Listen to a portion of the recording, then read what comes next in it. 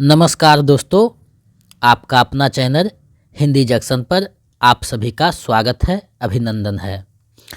अगर आप नए हैं तो चैनल को सब्सक्राइब कर दें और दोस्तों में ज़्यादा से ज़्यादा शेयर करें। दोस्तों, मैं परवेश कुमार सिन्हा आज आप लोगों के बीच एक पुनः नए वीडियो लेकर उपस्थित हुआ हूं, तो आप लोग जो है वीडियो के अंत तक बने रहिएगा और इसे दोस्तों में ज़्यादा से ज़्यादा शेयर कीजिए। दोस्तों, जैसा कि आपको पता है कि आप लोग बिहार स्टेट हिंदी पेपर 2 का तैयारी कर रहे हैं, तो आप लोग पेपर 2 हिंदी का तैयारी अगर कर रहे हैं तो ये वीडियो आपके लिए महत्वपूर्ण होने जा रहा है, क्योंकि इसमें हम लोग आधुनिक काल के द्विवेदी युग को देखने वाले हैं। यानी द्विवेदी युग में कौन से रचनाकार हुए, कौन सी रचना की गई और इससे संबंधित जो महत्वपूर्ण MCQ है उसको भी साथ साथ देखेंगे।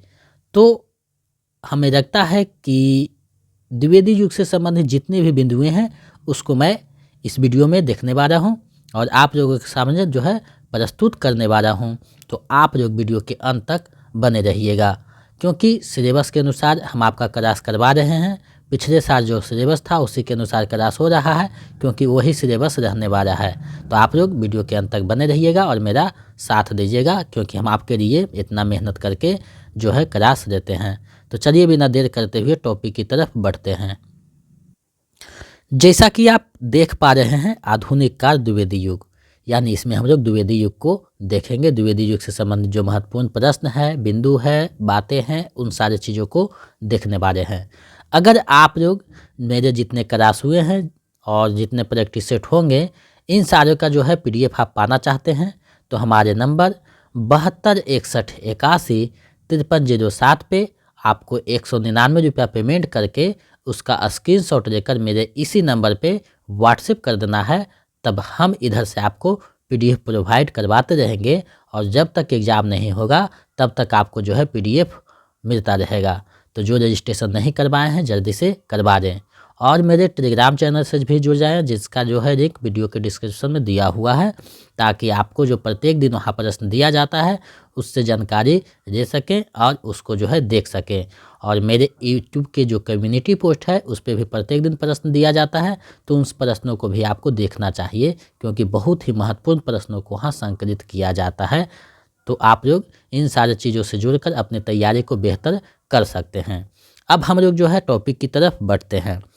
आधुनिक काल का द्वितीय भाग द्विवेदी युग के नाम से जाना जाता है। इसका समय सामान्यतः 1900 ईस्वी से 1920 ईस्वी तक माना जाता है। द्विवेदी युग का नामकरण आचार्य महावीर प्रसाद द्विवेदी के नाम पर हुआ। सरस्वती पत्रिका के प्रकाशन वर्ष से द्विवेदी युग का आरंभ स्वीकार किया जाता है। डॉक्टर नगेंद्र ने द्विवेदी युग को जागरण सुधार का नाम दिया और इसकी समय अवधि उन्होंने 1900 ईस्वी से 1918 ईस्वी तक माना है। आचार्य रामचंद्र शुक्ल ने द्विवेदी युग का समय निर्धारण सन 1893 से 1918 ईस्वी तक स्वीकार करते हैं, जिसे नई धारा का द्वितीय उत्थान के अंतर्गत रखा है। देखिए यहाँ पे रामचंद्र शुक्ल का जो समय है वो ईस्वी सन में दिया हुआ है। अगर इसमें 57 वर्ष जोड़ दीजिएगा तो ये समय जो है संवत में आ जाएगा। तो इसमें जो है ईस्वी सन में यहाँ पे दिए हैं, तो संवत में इसके जो है निकाल सकते हैं। दूसरी चीज़ देखिए, आपको समझ में आया होगा कि द्विवेदी युग का जो नामकरण है महावीर प्रसाद द्विवेदी पर हुआ। यहाँ से भी प्रश्न पूछे जा सकते हैं कि द्विवेदी युग का नामकरण किसके जो है नाम पे पड़ा, तो महावीर प्रसाद द्विवेदी। कई लोग जो है हजारी प्रसाद द्विवेदी के चक्कर में फंस जाते हैं। दूसरी बात है, जागरण सुधार का जो नाम दिया है द्विवेदी युग को, किसने दिया है, तो डॉक्टर नगेंद्र ने दिया है। तो इतनी सारी बात आपको ध्यान में रखनी चाहिए, क्योंकि परीक्षा की दृष्टि से ये सारे जो है महत्वपूर्ण है। वीडियो को आप लोग ज़्यादा से ज़्यादा शेयर कीजिए, ताकि हम आपके लिए जो मेहनत करते हैं उसका जो है हमें एक मोटिवेशन मिल सके।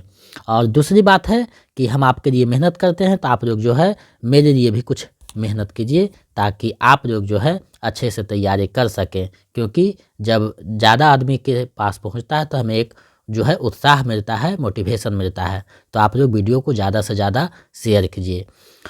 दोस्तों, जैसा कि आपको पता है, हम जो है आपके लिए परीक्षा की दृष्टि से प्रश्नों को और टॉपिकों को यहाँ समाहित करते हैं, ताकि आपका तैयारी बेहतर हो सके। तो मैं जो हूँ आपके लिए स्टेट के साथ बीपीएससी को भी ध्यान में रखकर चीज़ों को समाहित किया है, ताकि अभी जो तैयारी कीजिएगा वो बीपीएससी में भी आपका जो है काम आ सके। तो प्रत्येक चीज़ों को दोनों दृष्टि से देखा जाता है। तो आप ये ना कहें कि ये ज़्यादा लंबा टॉपिक हो गया, क्योंकि सारे चीज़ों को विस्तार से पढ़ने से चीज़ें जो है अच्छे से समझ में आता है। तो आप जो चीज़ें को देखिए, और पीडीएफ जो है रीतिकाल तक भेज दिया गया है, और भारतेंदु युग और द्विवेदी युग का पीडीएफ आज रात को भेजा जाएगा। और जो रजिस्ट्रेशन करवाए हैं पीडीएफ अभी नहीं भेजा गया है, तो उनको शाम को जो है सारा पीडीएफ भेज दिया जाएगा। तो आप लोग वीडियो में बने रहें। अब जो है द्विवेदी युग के जो प्रमुख कवि हैं उसको हम लोग देखते हैं कि इस युग में प्रमुख कवि कौन कौन हुए। तो सबसे पहले श्रीधर पाठक आते हैं। इनका जन्म 1859 ईस्वी में तथा मृत्यु 1928 ईस्वी में हुआ। श्रीधर पाठक जो है खड़ी बोली हिंदी के प्रथम कवि स्वीकार किए जाते हैं। अब देखिए यहाँ से प्रश्न उठता है कि श्रीधर पाठक हिंदी के प्रथम कवि स्वीकार किए जाते हैं, साथ ही साथ वो खड़ी बोली के प्रथम स्वच्छंदतावादी कवि भी माने जाते हैं। ये स्वच्छंदतावादी जो शब्द है वो श्रीधर पाठक के लिए बहुत ही मायने रखता है, क्योंकि यहाँ से प्रश्न पूछा जा सकता है कि द्विवेदी युग के किस कवि को स्वच्छंदतावादी कवि कहा जाता है, तो श्रीधर पाठक होगा। इनकी जो प्रमुख रचना है वो है मनोविनोद, गुणवंत हेमंत, जगत सच्चाई सार, कश्मीर सुषमा, देहरादून, भारत गीत, वनाष्टक, स्वर्गीय वीणा, धन विजय, सांध्य अटन। तो ये इनकी प्रमुख रचनाएं हैं। इनकी प्रमुख जो अनुदित रचना है ऋतु संहार है, एकांतवासी का योगी है, एकांतवासी योगी है, उजरग्राम है और श्रांत पथिक है।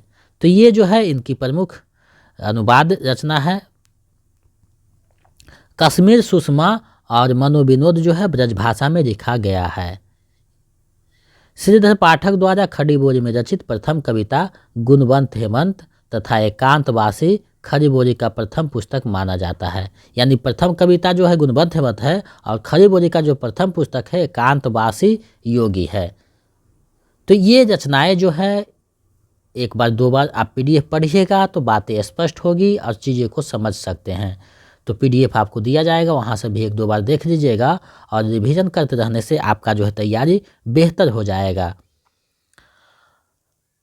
अगला जो रचनाकार हैं वो महावीर प्रसाद द्विवेदी हैं। तो महावीर प्रसाद द्विवेदी को भी देखते हैं।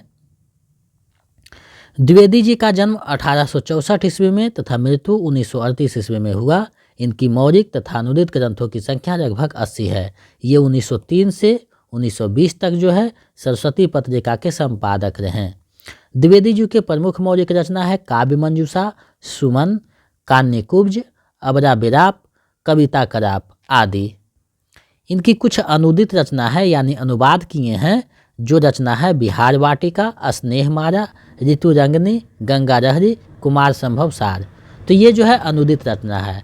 अब देखिए अगला बिंदु है महावीर प्रसाद द्विवेदी ने गद्य और पद दोनों के लिए खड़ी बोली में सामान्य बोलचाल की भाषा को प्राथमिक दर्जा देने की वकालत की है। रामचंद्र शुक्ल कहते हैं कि हम महावीर प्रसाद द्विवेदी, पंडित महावीर प्रसाद द्विवेदी को पद रचना की एक प्रणाली के प्रवर्तक के रूप में पाते हैं। रामचंद्र शुक्ल का जो भी कथन है आपके लिए बहुत ही महत्वपूर्ण है, क्योंकि यहाँ से प्रश्न पूछे जाते हैं, तो इसे आप लोग अच्छे से देखिएगा। नेक्स्ट जो रचनाकार हैं वो अयोध्या सिंह उपाध्याय हरिऔध हैं। तो हरिऔध जी का जो है बहुत ही हिंदी साहित्य में योगदान है, तो उनको हम लोग देखते हैं।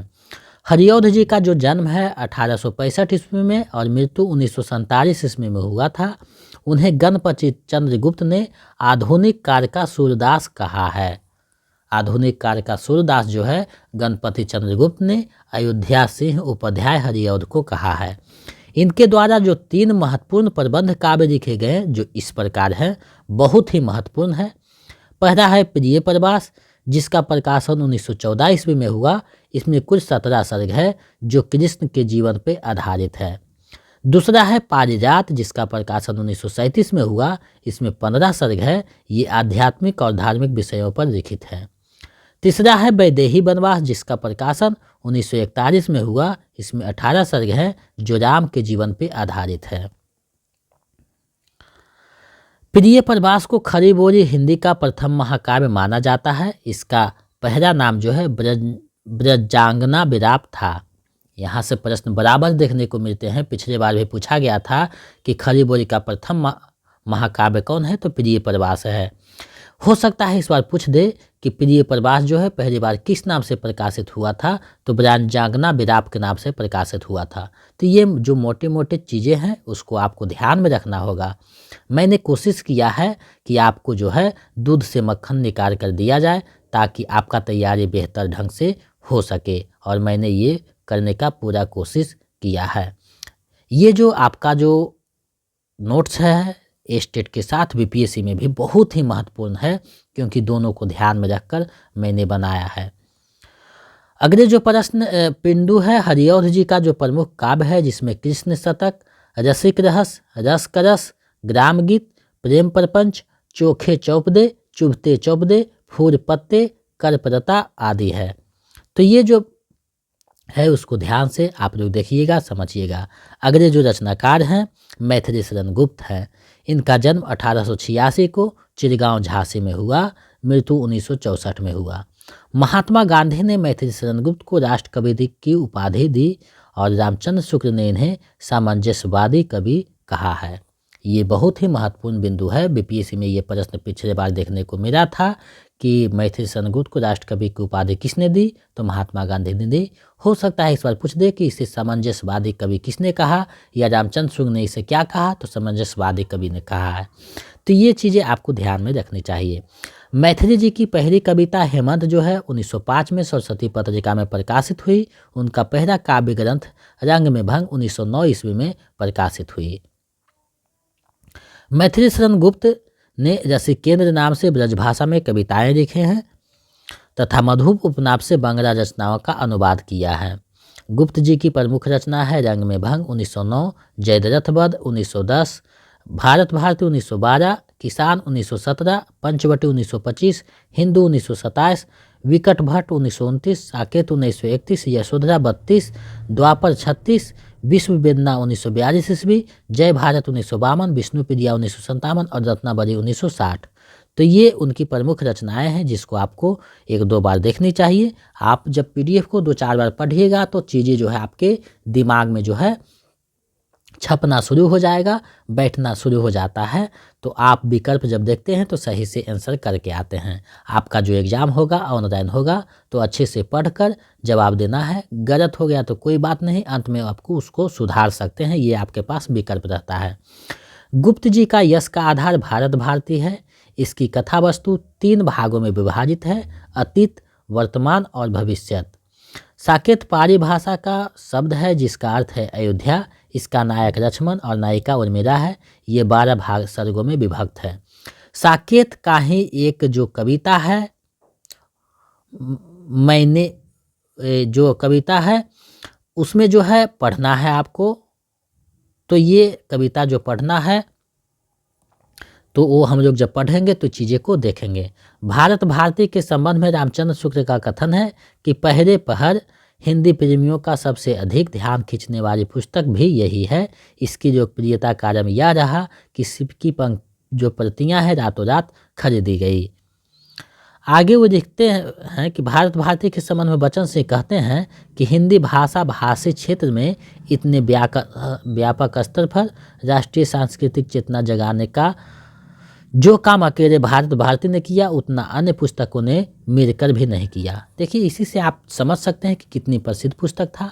भारत भारती के चलते ही महात्मा गांधी ने इसे राष्ट्रीय कवि का उपाधि दिया है। अब जो है द्विवेदी युग के प्रमुख अन्य जो रचनाकार हैं और रचना है उसको देखते हैं।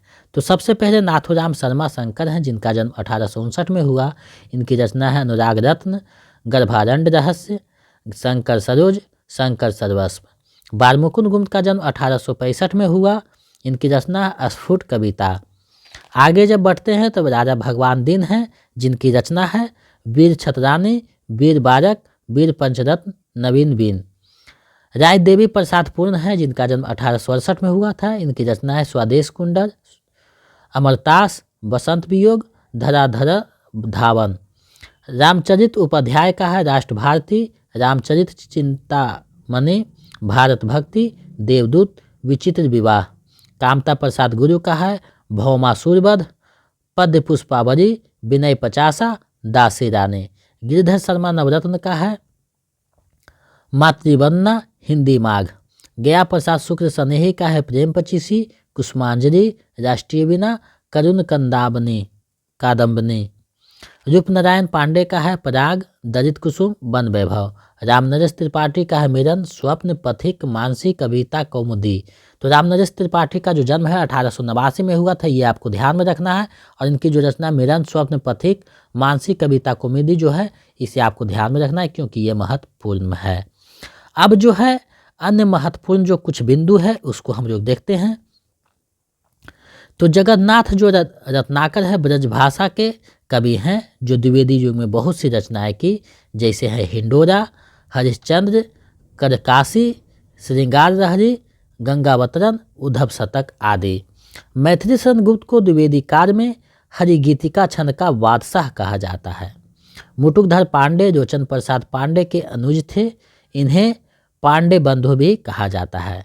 गया प्रसाद शुक्ल श्रृंगारिक कविताएं जो है स्नेही और राष्ट्रीय भावनाओं की कविता त्रिशूल उपनाम से लिखते थे। यहाँ देखिए ये जो है पूछा जाता है कि त्रिशूल उपनाम से कौन कविता लिखते थे, तो गया प्रसाद शुक्ल स्नेही, और स्नेही उपनाम से जो है जो कविता श्रृंगारिक कविताएं लिखते थे।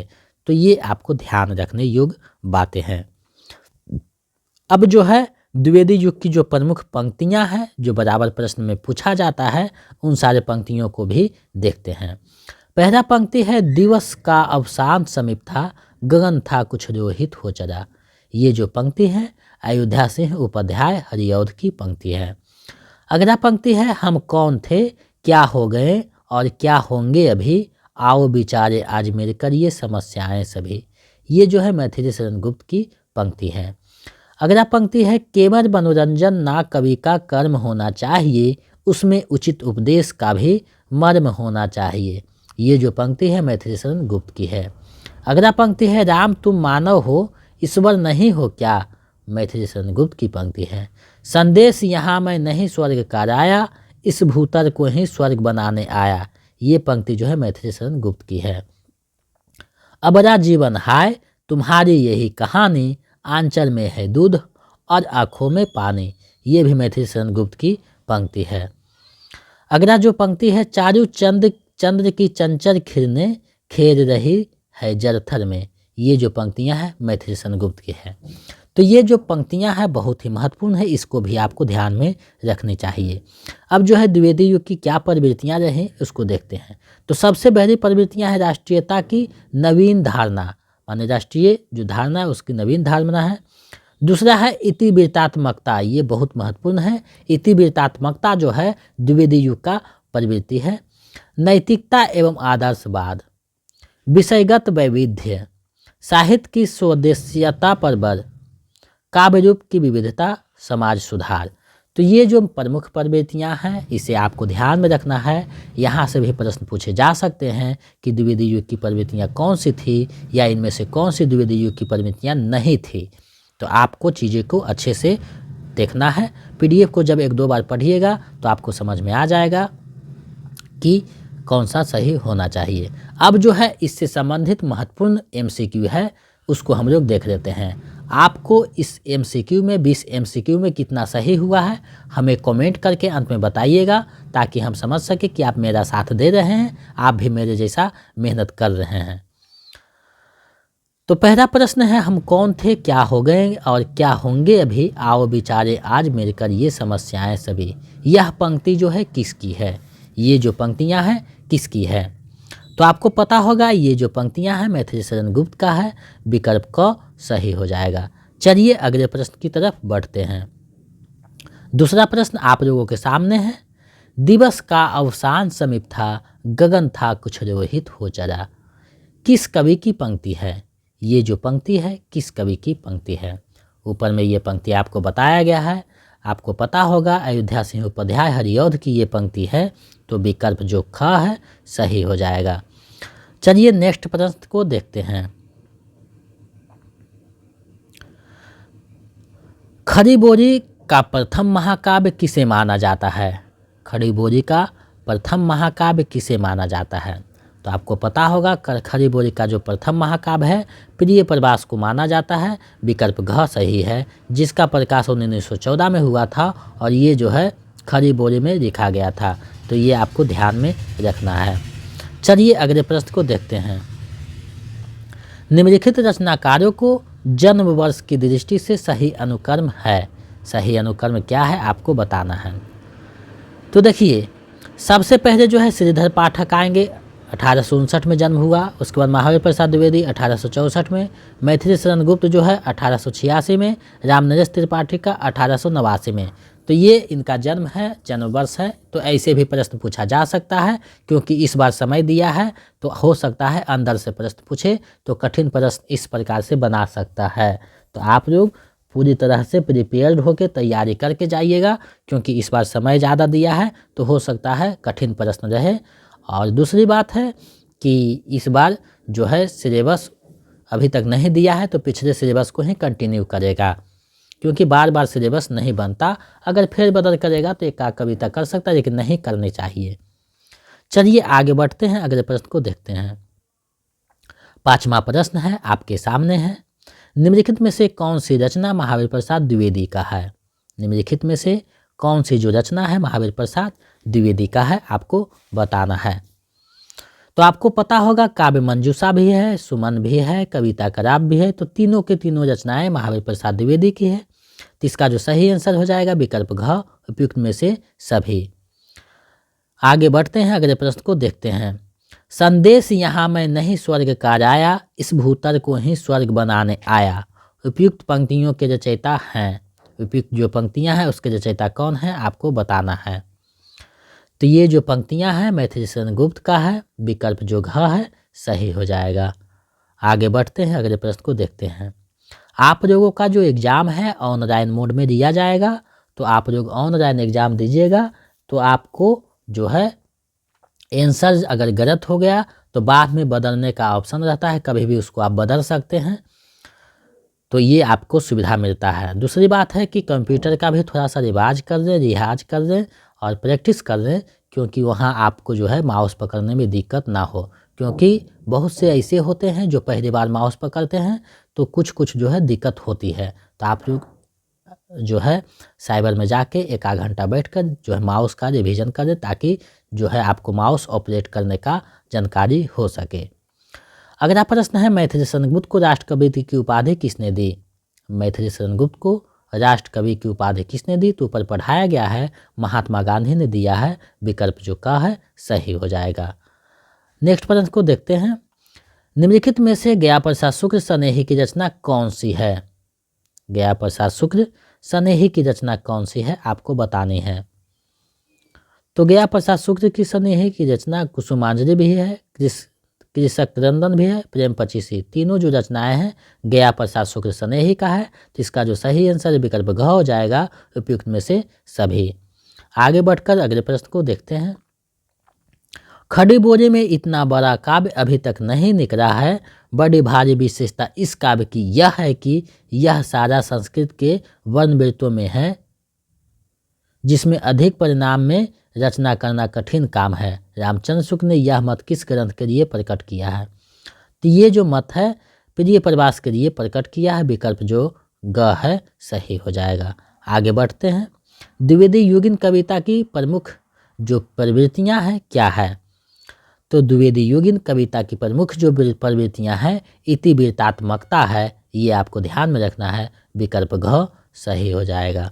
चलिए आगे बढ़ते हैं, अगले प्रश्न को देखते हैं। पंचवटी खंड काव्य की रचना किस कवि द्वारा किया गया है या की गई है। तो पंचवटी जो काव्य है वो मैथिली शरण गुप्त की काव्य है। विकल्प क सही हो जाएगा। आगे बढ़कर अगले प्रश्न को देखते हैं। कृषक क्रंदन इनमें से किसकी काव्य कृति है। तो कृषक क्रंदन जो काव्य कृति है गया प्रसाद शुक्ल स्नेही का है। विकल्प जो ख है सही हो जाएगा। चलिए अगले प्रश्न को देखते हैं। 13वां प्रश्न आप लोगों के सामने है। निम्नलिखित में से किस कवि का उपनाम हितैषी है। निम्नलिखित में से किस कवि का उपनाम हितैषी है आपको बताना है। तो जगदम्बा प्रसाद हैं, उनका नाम हितैषी है। जगदम्बा प्रसाद हितैषी। विकल्प घ सही हो जाएगा। आगे बढ़ते हैं, अगले प्रश्न को देखते हैं। हल्दी घाटी नामक काव्य के महाकाव्य के रचयिता कौन है? हल्दी घाटी नामक महाकाव्य के रचयिता कौन है आपको बतानी है। तो ये जो काव्य है श्याम नारायण पांडे का लिखा हुआ है, विकल्प क सही हो जाएगा। अगले प्रश्न को देखते हैं। साकेत के रचनाकार कौन है? साकेत के रचनाकार कौन है आपको बताना है। तो साकेत जो रचना है मैथिली शरण गुप्त की रचना है, मैथिली शरण गुप्त की रचना है साकेत। तो आपको ध्यान में रखना है विकल्प ग जो है सही हो जाएगा। चलिए आगे बढ़ते हैं, अगले प्रश्न को देखते हैं। ब्रज कोकिल के नाम से प्रसिद्ध कवि हैं। ब्रज कोकिल के नाम से प्रसिद्ध कवि कौन है आपको बताना है। तो ब्रज कोकिल के नाम से कौन प्रसिद्ध है? तो इसका जो सही आंसर हो जाएगा सत्यनारायण कवि रत्न है, विकल्प ग सही हो जाएगा। चलिए आगे बढ़ते हैं, अगले प्रश्न को देखते हैं। उद्धव शतक नामक काव्य के रचनाकार कौन है? उद्धव शतक काव्य के रचनाकार कौन है? तो उद्धव शतक जो है जगन्नाथ दास रत्नाकर का है, जो ब्रज भाषा में कविताएं लिखते थे, रचना करते थे, विकल्प क सही हो जाएगा। आगे बढ़ते हैं, अगले प्रश्न को देखते हैं। इनमें से कौन सी रचना जो है मैथिली शरण गुप्त की है? इनमें से कौन सी जो रचना है मैथिली शरण गुप्त का है? तो द्वापर, भारत भारती, रंग में भंग, तीनों रचनाएं जो है मैथिली शरण गुप्त की है। तो इसका जो सही आंसर है विकल्प घ हो जाएगा, उपयुक्त में से सभी। अगला प्रश्न है, ज्ञान राशि के संचित कोश का नाम साहित्य है, यह कथन किस विद्वान का है? ज्ञान राशि के संचित कोश का नाम साहित्य है, यह किस कवि का कथन है या किस विद्वान का कथन है? तो ये जो कथन है महावीर प्रसाद द्विवेदी का कथन है, विकल्प ग सही हो जाएगा। चलिए इस वीडियो का अंतिम और 20वां प्रश्न देखते हैं। काव्य मंजूषा के रचनाकार कौन है? काव्य मंजूषा के रचयिता या रचनाकार कौन है? तो आपको ऊपर में पढ़ाया गया है महावीर प्रसाद द्विवेदी हैं, विकल्प क सही हो जाएगा। तो मैंने आप लोगों के समक्ष जो है प्रस्तुत किया है द्विवेदी युग को, उससे संबंधित महत्वपूर्ण बिंदुओं को। तो आप लोग इसका जो है अपनी तैयारी में उपयोग करें और हमें विश्वास है कि आपकी तैयारी में महत्वपूर्ण भूमिका निभाएगी। अगर मेरे सारे क्लास जो हुए हैं और जो होंगे PDF पाना चाहते हैं प्रैक्टिस सेट का भी, तो आपको 199 रुपया जो है मेरे नंबर 72 61 81 53 07 पे आपको पेमेंट करना है 199 रुपया, और उसका स्क्रीनशॉट लेकर हमें इसी नंबर पे व्हाट्सएप कर दीजिएगा। तो अभी तक जितने क्लास हुए हैं और जितने होंगे, जितने प्रैक्टिस सेट होंगे, सारा का PDF आपको प्रोवाइड करवा दिया जाएगा और करवाता रहूँगा जब तक एग्ज़ाम नहीं होगा। तो आप लोग जो नहीं पेमेंट किए हैं जल्दी से पेमेंट करके स्क्रीनशॉट भेज दें ताकि हम उसका रजिस्ट्रेशन कर सकें और आपको जो है ससमय PDF उपलब्ध करवा सकें। तो आप लोग जल्दी से पेमेंट कर सकते हैं और अपनी तैयारी को बेहतर कर सकते हैं। तो मैंने जो है सुबह को भी वीडियो डालता हूँ, क्योंकि सिलेबस लंबा है, 10 फरवरी तक ख़त्म करना है। तो रात को जो है 9 बजे समय निश्चित है कि क्लास होगा, और सुबह में जो है 8 बजे के बाद जो है कभी भी वीडियो डाला जा सकता है, इसका कोई समय निश्चित नहीं है। रात को क्लास का जो निश्चित है, सुबह को क्लास का निश्चित नहीं है, लेकिन 8 बजे के बाद जो है कभी भी वीडियो डाला जा सकता है। तो आप जो है चैनल को सब्सक्राइब करके नोटिफिकेशन को दबा दें ताकि जब भी वीडियो डालें तो आपको नोटिफिकेशन मिल सके और अपनी तैयारी को बेहतर कर सकें। तो आप लोग मेरे चैनल पे बने रहें, इसके लिए बहुत बहुत धन्यवाद। चैनल पे अगर नए हैं तो सब्सक्राइब करें, दोस्तों में शेयर करें और इसे ज़्यादा से ज़्यादा ग्रुप में सेंड कर दें ताकि सभी लोग इसका लाभ उठा सकें। तो मिलते हैं एक नए वीडियो में, बहुत बहुत धन्यवाद।